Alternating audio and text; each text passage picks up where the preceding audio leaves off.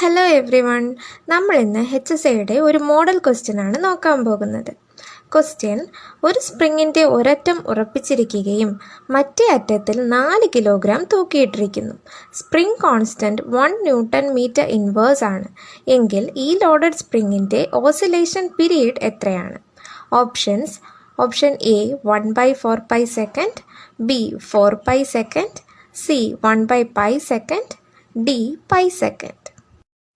Answer: option B 4 pi second.